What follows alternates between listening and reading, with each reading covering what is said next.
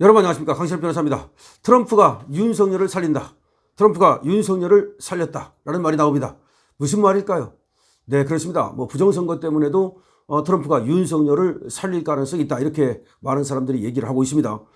트럼프야말로 부정선거에 완전히 그냥 원한이 생긴 사람입니다. 그냥 부정선거라면 딱 자다가도 일어나는 사람이기 때문에 대통령으로서 딱 취임하는 순간 2020년에 있었던 바이든과의 그 대선에서의 부정선거 의혹을 밝히겠다라고 지금 하고 있습니다. 근데 그걸 밝히려다 보면 해외에서의 해킹, 중국이라든가 또는 한국에서의 뭔가 전자개표기라든가 등등등등 다 조사할 수밖에 없습니다. 그걸 조사하는 가운데 다른 나라에서 있었던 부정선거도 그 마각을 드러낼 것이다. 다 들킬 것이다. 자, 그러면 한국에서의 지금 문제점, 한국에서의 부정선거 의혹, 이것도 모두 드러나게 될 것이다. 그때는 중앙선관위가 미국의 FBI라든지 CIA의 이 어떤 조사로부터 결코 살아남지 못할 것이다. 그것이 중앙선관위 해체의 도화선이 될 것이다. 그런 얘기들이 있습니다. 어쨌든 간에 그거는 이제 그거고, 그거 말고 지금 트럼프가 다시 윤석열을 살렸다는 또 하나의 다른 얘기가 나오고 있습니다. 그게 뭐냐면은, 자, 트럼프가 대법원에서 판결을 받은 것이 있는데요. 그 트럼프 판결이 바로 윤 대통령 이 탄핵 심판에 그대로 적용될 수 있다는 얘기입니다. 그래서 윤 대통령 측에서도 이번에 트럼프 얘기를 하면서 헌재 탄핵 심판 필요 없다. 이게 무슨 말이냐면 이거 멈춰야 된다. 왜 탄핵 심판을 하느냐? 이거는 뭐냐? 대통령의 고유한 권한으로 대통령 직무와 관련해서 대통령 시절의 한 행동은 사법심사의 대상이 되지 않는다는 미국 대법원 판결. 이것이 바로 우리나라에도 그대로 적용이 돼서 윤석열 대통령이 대통령으로서 그 직무와 관련하여 계엄을 선포한 것은 사법심사의 대상이 되지 않는다. 이런 논리가 지금 성립할 수 있다는 겁니다. 헌재 제출 답변서에다가 이번에 윤석열 대통령 측에서 헌재에다가 답변서를 냈습니다. 탄핵 심판 답변서요. 그런데 거기에 뭐라고 썼느냐? 계엄 이전으로 회복이 됐다. 기본권 제한도 없었다. 그렇죠. 뭐가 달라진 거 있습니까? 그러니까 계엄해가지고서 뭐 달라진 거 있어요? 아무것도 달라진 것이 없죠. 하라고 했다더라 라고 하는 카더라 밖에 더 있습니까? 설사 하라고 했다고 해서 그랬다 하더라도 그렇게 된 거 있습니까? 아무것도 없다는 거죠. 자, 예를 들어서 이런 겁니다. 헌재에서 이 탄핵 심판을 할 때 뭔가 윤석열 대통령이 그 헌법 위반이라든가 무엇이 달라진 거 있어야 그걸 가지고 심사를 할 건데 달라진 것이 없다. 첫 번째 그 얘기고, 두 번째 박정희 대통령이 월남에 파병했죠. 그때 월남에 가가지고 수많은 우리 군인이 죽었죠. 그 다음에 노무현이 이라크에 파병했죠. 그때도 많은 사람들이 다치고 죽었죠. 근데 이거는 대통령이 결정하는 거죠. 파병이라는 것은 결국은 누가 하는 거야? 대통령 결정이야. 근데 박정희 대통령이 파병하는 바람에 그래가지고 우리 군인이 죽었다. 그러니까 박정희 책임져라. 노무현 당신이 이라크 파병하는 바람에 이라크 가서 우리 군인이 많이 죽었다. 그러니까 노무현 당신이 책임져라. 이게 가능합니까? 가능하지 않다는 거죠. 그것과 마찬가지로 계엄이라는 것도 대통령이 하는 권한이기 때문에 이거는 사법심사의 대상이 아니다. 그러니까 지금 헌법재판소에서 왜 계엄을 가지고 지금 재판을 하느냐? 이것도 사법심사 아닙니까? 그런 얘기입니다. 그런데 바로 미 연방대법원이 그런 판결을 했습니다. 자, 미 연방대법원의 트럼프 판결인데요. 트럼프 판결을 여기다가 40쪽 분량의 답변서에서 이번 적시를 한 겁니다.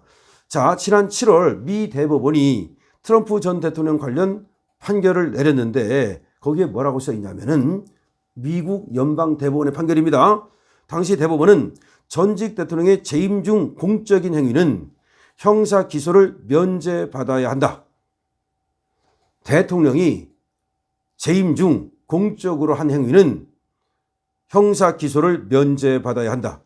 대통령의 행위가 헌법상 종국적이면서 전속적인 권한 내에서 이뤄진 경우 의회는 권력 분립의 구조 문제에서 그와 같은 행위를 규제할 수 없으며 법원은 이를 심사할 수 없다.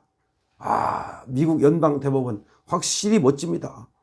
대통령의 행위가 헌법상 종국적이고 그리고 전속적인, 그러니까 대통령의 고유 권한인, 그리고 그 권한 내에서 이루어진 경우 의회는 권력 분립의 구조 문제에서, 권력 분립이 있다 이거야. 그와 같은 행위를 규제할 수 없다. 그리고 법원은 이를 심사할 수 없다.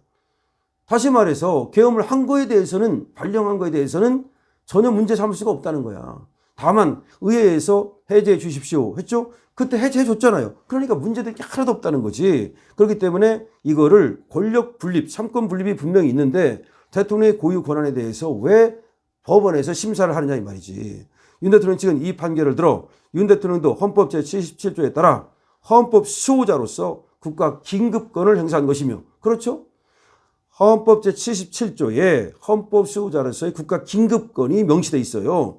비상 상황인지 여부에 관한 판단은 대통령에게 있는 것이다. 그렇죠? 대통령이 판단하는 거지. 고유 권한이지. 트럼프 대통령의 권한 행사에 대해 미 대법원이 심사 대상으로 삼지 않은 것을 두고 우리나라 사법부도 이를 심사해서는 안 된다라고 얘기한 거야. 그러니까 미국도, 그 민주주의 나라도 트럼프가 대통령으로서 한 행동에 대하여, 공적 행위에 대하여 사법부가 심사할 수 없다. 근데 우리도 마찬가지라는 거죠. 더군다나 윤 대통령 측은 뭐라고 말했냐. 6시간 만에 계엄을 해제한 바, 계엄으로 인해서 국민의 생명, 신체 등 기본권의 제한도 없었고 비상계엄 선포 이전으로 모든 것이 회복돼서 보호이익도 없어졌다. 다시 말해서 기본권을 침해한 게 뭐가 있냐는 거야. 국민의 기본권을 침해한 것이 전혀 없지 않습니까? 예를 들어서 뭐 표현의 자유라든지 언론의 자유라든지 집회 결사의 자유라든지 내지는 무슨 이런 것들이 침해된 것이 1도 없죠. 바로 해제가 됐으니까요. 이어서 대통령의 계엄 선포에 대해 심판의 필요성이 없다고 할 것이어서 저 국회 정청래가 한 청구는 부적법하다라고 얘기한 겁니다. 국민이 기본권의 침해를 입지 않았으므로 이를 이유로 대통령을 파면할 필요도 없다는 겁니다.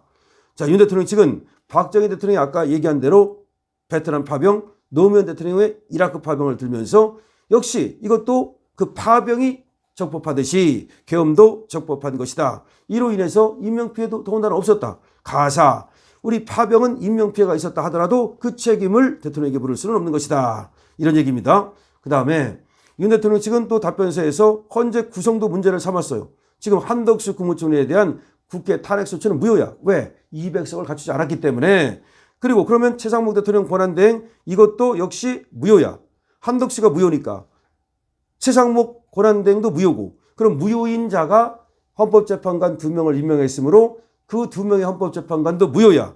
따라서 지금 국회는 탄핵소추권을 남용했고 일사부재의 원칙도 어겼고, 일사부재의 원칙이라는 것은 한 회기에서 한 번만 낼 수 있는데 한 번 안 되니까 또 냈잖아요. 그 국회 탄핵소추안을 갖다가.